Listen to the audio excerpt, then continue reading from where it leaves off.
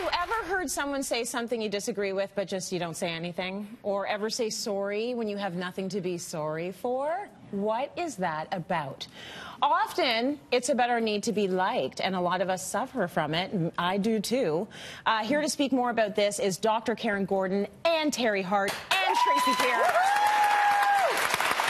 We have a good panel today. This is a great panel, and it's something we talk about a lot off camera. So let's start with the research and some interesting data that you have, Doc. Yeah, all right. So Princeton University said that people judge others based on their warmth and their competence. Would you agree? That kind of makes sense? You agree? Yes. Yeah. Okay, here's another one that I found is really interesting. Journal of Personality and Social Psychology said, people will associate you to how you describe others. It's actually called spontaneous trait transference. So isn't that interesting? So if you actually kind of like talk really positive about other people, they will kind of associate you with that. If you put down other people, they will also associate you with that. Yes. But the big question comes, is it a good thing or not a good thing to be actually liked? It's interesting. Inc. magazine actually says it's actually better for a boss not to focus so much on being liked because they have to make really tough choices.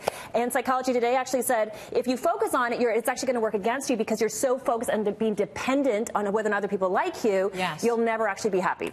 It's a weird conundrum, I find. It is. Because on the one hand, we're being told you want to make it, you want to get ahead, you want to be the boss. Yeah. Then don't worry about people liking you. But how do you get to be the boss if people haven't liked you on your journey to the way up, on the way up? Yeah. Yeah. How do you even get there? And I think a lot of us deal with that in the workplace particularly, and we want to talk about that. So before you get into any of your other points, I want to get the ladies to weigh in here on is there a difference between men and women on the need to be liked?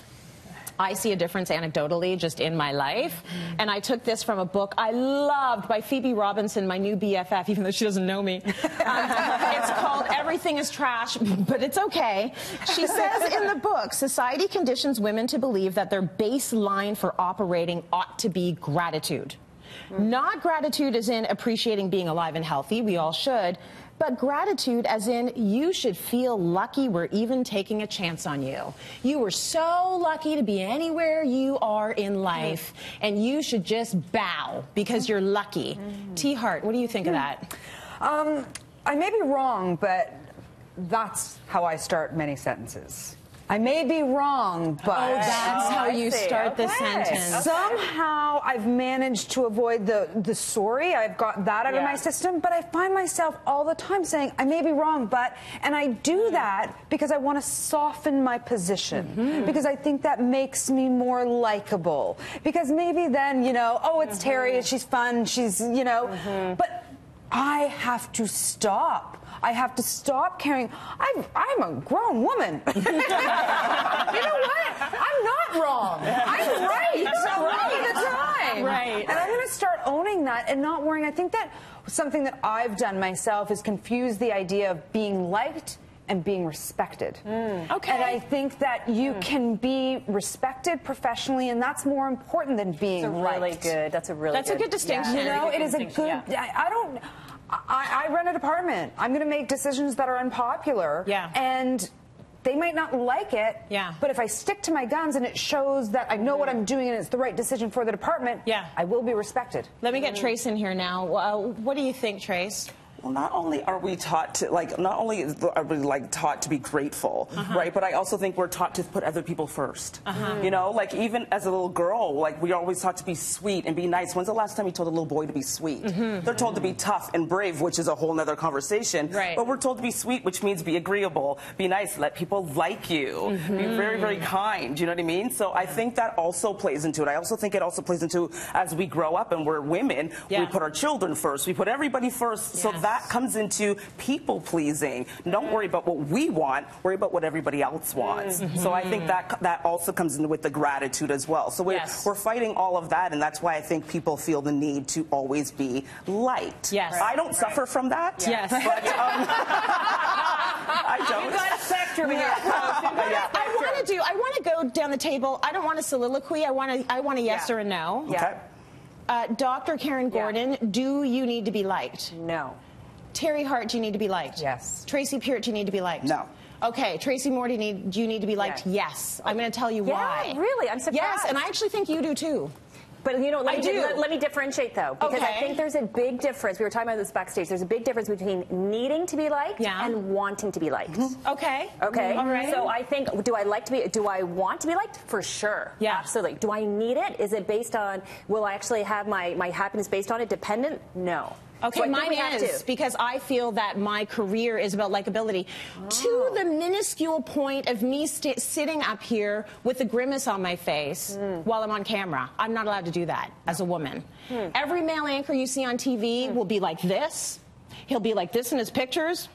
Could you imagine if I did that in one of my professional shots? What would be the first thing you would say? What did everyone say to Clinton during her candidacy? She's not warm. Yeah, well, this is one of the things that, you know, the Princeton said, warmth and competence. Yeah. I think women are judged by warmth and competence. Yes. I think men are only judged by competence. I don't think it's a category for a man to be warm. Yeah. There's that famous study that was in Sheryl Sandberg's Lean In book about, they put Heidi and a Harry or a Harold, and they put all the character traits. When they were under Harold's category, they were all a person they want to work with, somebody who's competent, somebody who's assured. They put those same attributes to Heidi, and it was like, I don't know, seems kind of mean. I don't know if I want to work with her. They were the exact same attributes for a man and a woman. We call each other out on it. Women do it to other women. So I want to know from you, Trace, do you feel like you pay a price, though, for not needing to be liked? Yes, I do. So where do you see yourself paying the price? I think people who are more likable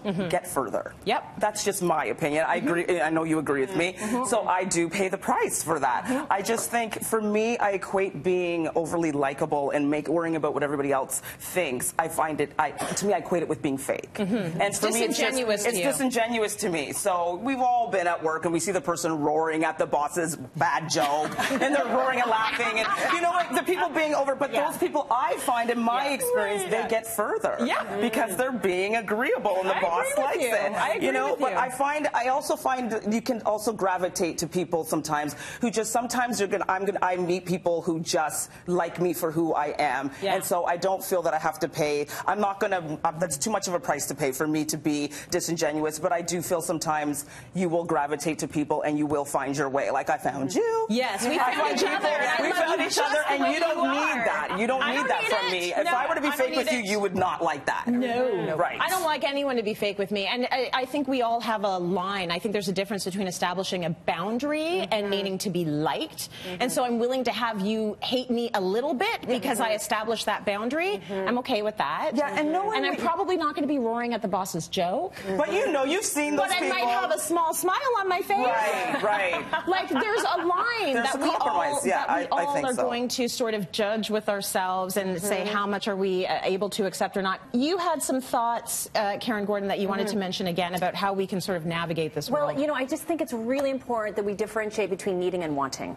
Okay, I really do think there's a big difference because the research is around all the dangers if we need it, and we're constantly putting all this energy and we do people that is wasted energy, which is I think why you're like, I'm not going to put my energy in that. That doesn't make me. It's not going to get me it's not going to get me ahead. So I'm not going to do this. But I do think at the end of the day, who do we all have to live with? Ourselves. So I think we have to put our focus on, do I like me? Do I like me? And I want to make that my focus. I want to like me because I'm with me my whole life. Yes. You're with you your whole life. Yes. So if we put our focus on make sure that we like, then guess what? If we put that our focus, guess what's going to probably happen? People are probably going to like us. So it's almost like a bonus. It's almost like, but it's the bonus, but it's not the focus because at the end of the day, we can't control. We can't control whether or not people are going to like us or not. You just can't. You can't. No, you definitely can't control it, but you can make your situation better or worse. I think it's a sad comment on society, and I think it's the truth. You know, and I'm always grappling with the messages. Am I not giving my boy and my girl the exact same messages? So why is she more concerned about her girlfriends liking her than he is about his boyfriends at school? Like, I'm saying the same thing to both of them. I'm telling them both to be kind. So what's happening here? It's beyond what I can do as a parent. It's society telling them what their roles are. The reaction for women, I think, when they're not agreeable, is much more severe than when a man is not agreeable. Yeah. And I would agree with that. I would agree. I think there definitely is a gender difference for sure. Okay. For sure. But I still think the focus can still be if we take care of us, then we can actually it will have a positive impact. And I think liking yourself in every moment and every situation. It's more important. Not changing what you like about yourself depending on the situation. What is your core? What are your behaviors? And who do you want to How do you treat people? And who do you want to be and who do you want to become? We can focus on that. Yeah. I think. And you'll naturally gravitate to the people who like you just for who you are. Okay.